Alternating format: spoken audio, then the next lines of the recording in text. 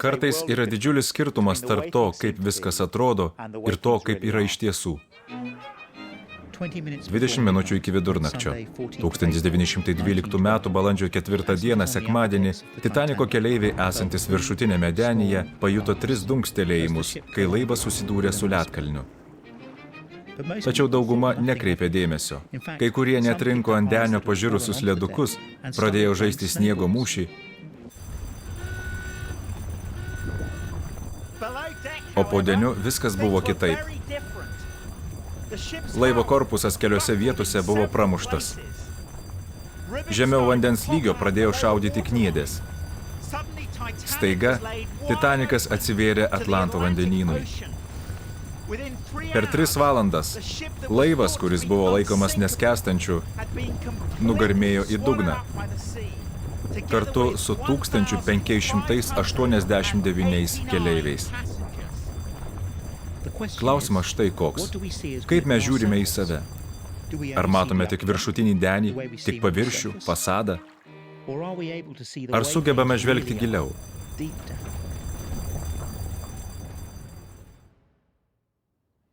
Gal jums keista, kad kryžius yra krikščionybės simbolis?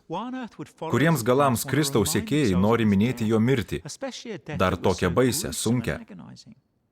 Bet į Jėzaus mirtį galima pažvelgti ir kitaip, ne kaip į tragišką netektį, o kaip į išlaisvinimą. Jei problema esanti mūsų širdise yra tokia rimta, kaip Jėzus sakė, tada kryžius staiga tampa nepaprastai brangus. Nes tos 2 medinės sijos vienintelė turima gelbėjimosi valtis. Skirtingai nuo kitų mirčių, apie kurias skaitome biografijose, Jėzus ėjo iki mirties noriai ir sąmoningai. Tiesą sakant, jis atėjo, kad būtų nužudytas ir tai žinojo. Štai ką Morkus sako apie Jėzų 8 skyriuje 31 eilutėje. Atkreipkite dėmesį į žodžius žmogaus sūnus. Jėzus prisistato taip. Jis pradėjo juos mokyti, jog žmogaus sūnus turės daug iškentėti, būti vyresniųjų, aukštųjų kunigų bei rašto žinovų atmestas, nužudytas ir po 3 dienų prisikelti. Jėzus mokė savo pasekėjus, kad bus nužudytas. Morkaus Evangelijos 10 skyriuje 45 eilutėje jis paaiškina, kodėl. Juk žmogaus sūnus atėjo ne kad jam tarnautų, bet pats patarnauti ir savo gyvybės atiduoti kaip išpirkos už daugelį. Norėdami suprasti, ką tai reiškia, būtinai turime paskaityti apie Jėzaus mirtį. Ir jie nuvedė jį į Golgotos vietą. Išvertus tai reiškia kaukolės vieta. Ten davė jam mira atmiešto vyno, bet jis negėrė. Nukryžiavę jį, jie pasidalijo jo drabužius, mesdami burtą, kas kuriam turi tekti. Buvo 3 valanda, kai jį nukryžiavo. Taip pat buvo užrašytas jo kaltinimas – Žydų karalius. Kartu su juo nukryžiavo 2 plėšikus, vieną dešinėje, kitą kairėje. Einantis pro šalį plūdo Jėzų, kraipydami galvas ir sakydami: Čia tau, kuris sugriauni šventyklą ir per 3 dienas ją atstatai. Išgelbėk save, nuženk nuo kryžiaus.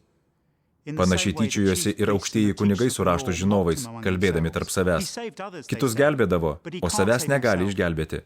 Tegul Kristus, Izraelio karalius, nužengia nuo kryžiaus, kad pamatytume ir įtikėtume. Kartu nukryžiuotieji irgi užgauliojo jį. 6 valandai atėjus, visą kraštą apgaubė tamsa iki 9 valandos. 9 valandą Jėzus garsiu balsu sušuko: Eloi, Eloi, lema sabachtani. Tai reiškia: mano Dieve, kodėl mane palikai? Kai kurie ten stovintis išgirdę sakė: Žiūrėk, jis šaukėsi Elijo.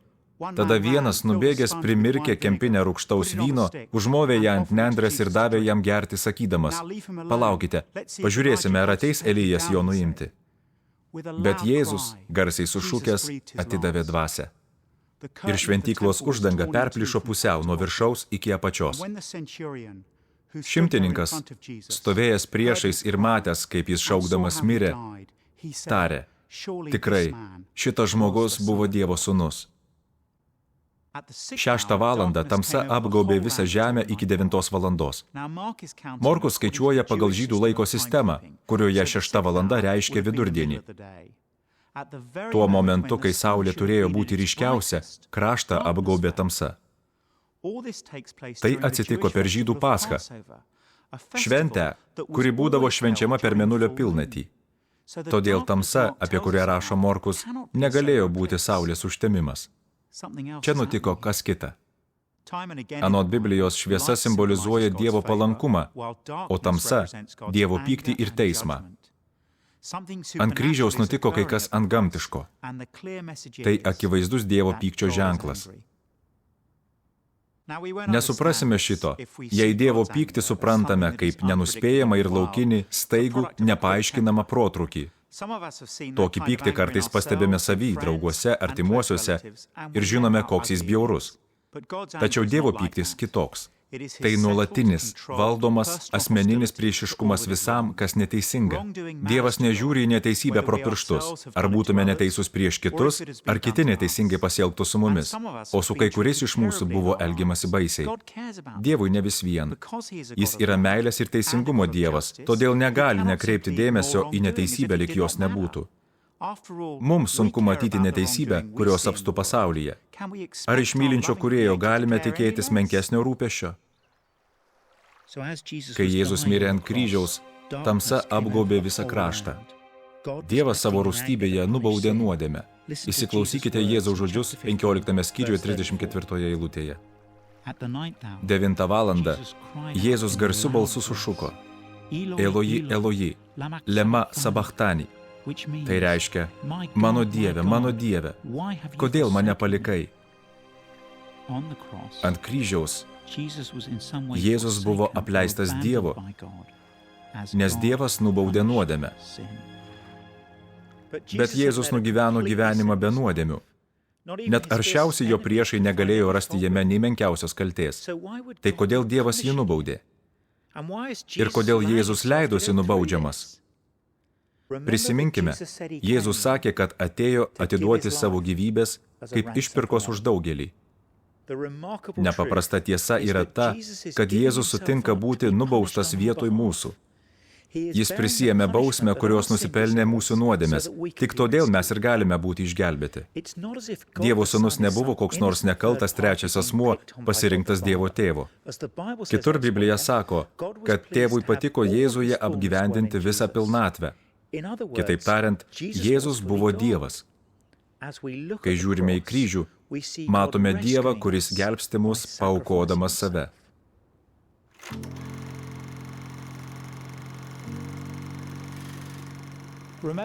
Prisiminkite savo gyvenimo parodą. Visos mintys, žodžiai ir veiksmai iškabinti taip, kad visi matytų. Joje daug dalykų, kuriais pagrįstai didžiuojamės. Bet yra ir tokių, kuriuos norėtume slėpti. Galbūt labiausiai mintis. Seras Artūras Conan Doilis, Sherlocko Holmso autorius, vieną kartą išsiuntė žinią 12 gerbiamiausių pažįstamų ir žiūrėjo, kaip jie reaguos. O parašė tokius žodžius: Spruk, viskas iškilo aikštėn. Per 24 valandas 6 gerbiami asmenys išvyko iš šalies.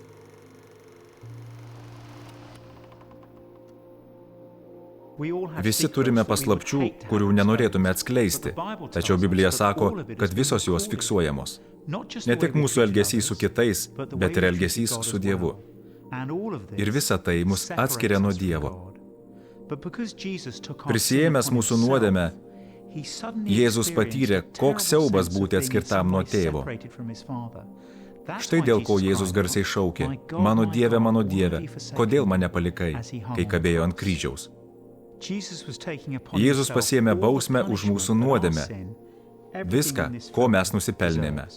Tai stulbinanti tiesa.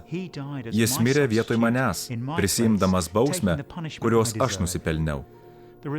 Nepaprasto Jėzaus pasiaukojimo rezultatas yra toks: Jis sumokėjo kainą už mūsų nuodėmes, kad mums nereikėtų jos mokėti. Nuostabu, kad Jėzus mylėjo mane taip, jog dėl manęs mirė. Jis pasiaukojo dėl kiekvieno, kuris juo tiki. Tarsi iš gyvenimo filmo būtų ištrintos visos tamsios istorijos.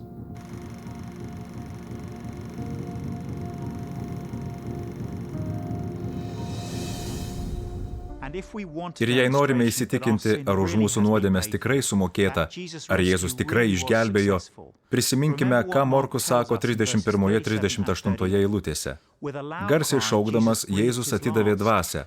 Šventyklos uždanga plyšo pusiau nuo viršaus iki apačios. Šiais žodžiais Morkus pabrėžia Jėzaus mirties akimirką ir atkreipia dėmesį į kitą įvykį, į šventyklą buvusią kitoje miesto pusėje.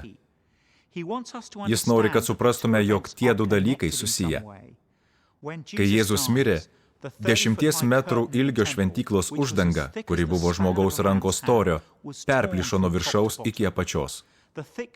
Ši stora uždanga kabėjo šventykloje, atskirdama žmones nuo Dievo buveinės.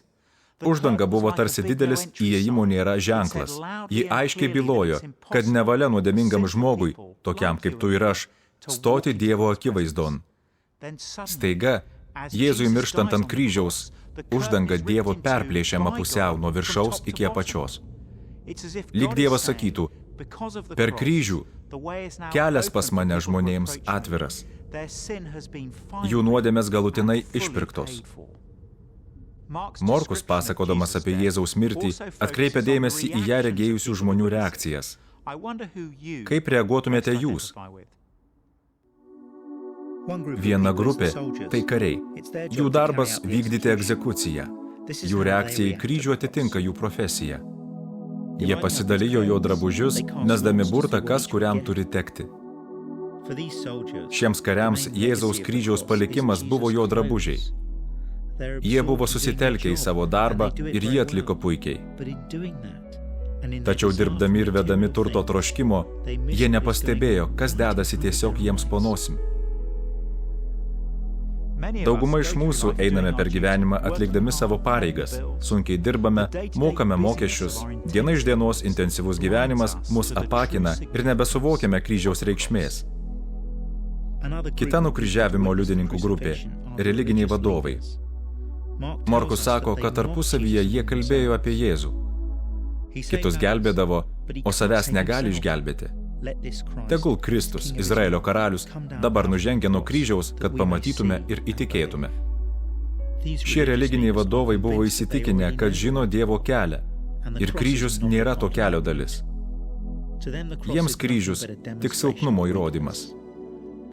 Jie nesuvokia, kad Jėzui nužengus nuo kryžiaus, jų nuodėmės per amžius nebūtų atleistos. Šiai grupiai priskiriami žmonės manosi esą dvasingi ir religingi, tačiau dažniausiai tampa aršiausiais kryžiaus priešais. Jei į save žiūrime kaip į teisingus ir dorus žmonės, su nuodėme susidorojame savaip.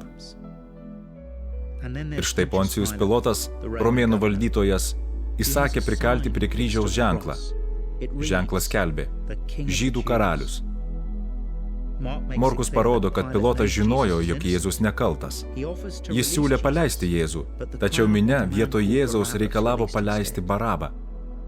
Pilotas vis tiek bando išteisinti Jėzų. Galiausiai atiduoda Jėzų nukryžiuoti. Kodėl Pilotas atiduoda nekaltą žmogų nužudyti? Norėdamas įtikti miniai, Pilotas paleido Barabą, o Jėzų nuplakdino ir atidavė nukryžiuoti. Pilotas minios linksmintojas. Nesvarbu, kad žino Jėzų esant nekaltą. Minios triukšmas išveda jį iš kantrybės ir jis pasiduoda piktoms kitų užmačioms. Pasirinkęs įtikti pasauliui, Pilotas paniekina Jėzų. Gerus jo ketinimus užgesina bailumas. Dauguma iš mūsų kenčia nuo tokių dalykų. Noras įtikti kitiems verčia mus elgtis netikusiai. Ką kiti pagalvos apie mane, jei pradėsiu sekti Jėzumi? Atskleisdamas skirtingas reakcijas, Morkus tarsi sako, štai kaip į tuos įvykius reagavo kiti, o kaip reaguosi tu? Ką matai žvelgdamas į kryžių? Gal mes per daug įsisukę į darbus kaip tie kariai? Gal laikome save teisuoliais kaip religiniai vadovai? O gal mes bailiai kaip Pilotas? Ar nebūsime pražiopsoję kai ko svarbaus? Morkus aprašo ir romėnų šimtininko reakciją. Tai visko matęs kovotojas, aukšto rango karininkas. Štai ką Morkus apie jį rašo. Šimtininkas, stovėjęs priešais ir matęs, kaip jis šaukdamas mirė, tarė: tikrai, šitas žmogus buvo Dievo sūnus. Šis žmogus buvo dalyvavęs daugybėje kovų ir matęs mirštant ne vieną. Bet jis kaip gyvas nebuvo matęs žmogaus mirštant taip, kaip Jėzus. Paskutinė reakcija žiūrint į kryžių yra šimtininko. Mes galime suvokti, kad Jėzus sakė tiesą, kad jis išties yra Dievo sūnus. Pačioje Londono širdyje yra Old Bailey centrinis Londono teismas. Pačiame viršuje stūkso auksinė teisingumo deivės statula. Vienoje rankoje ji laiko teisingumo svarstykles, o kitoje kalaviją, bausti. Aiškiau ir būti negali. Jei bus atskleista mūsų kaltė, ant mūsų kris bausmės kalavijas. Tačiau Londono horizonte, toliau nuo Old Bailey, ant Švento Pauliaus katedros yra kitas auksinis simbolis – kryžius. Jis primena, kad Dievo bausmės kalavijas krito ant Jėzaus Kristaus. Ką tu darysi su savo nuodėmėmis? Ar nešiesi jas į kapą ir atliksi pelnytą bausmę? Ar leisi Jėzui nešti jas ant kryžiaus ir rinksiesi išgelbėjimą? Pasak liudininkų, skęstant laivui, orkestras Titaniko denyje grojo religinį himną. Giesmę apie išgelbėjimą. Tačiau ne nuo ledinio Atlanto vandenyno, o nuo didesnio priešo, nuo nuodėmės ir mirties. Apie išlaisvinimą, kuris panaikina perskyrimą tarp nuodėmingo žmogaus ir mylinčio Dievo. Apie išlaisvinimą, kuris įmanomas tik per Dievo viengimio sūnaus mirtį. To himno žodžiai ragina: Dieve, arčiau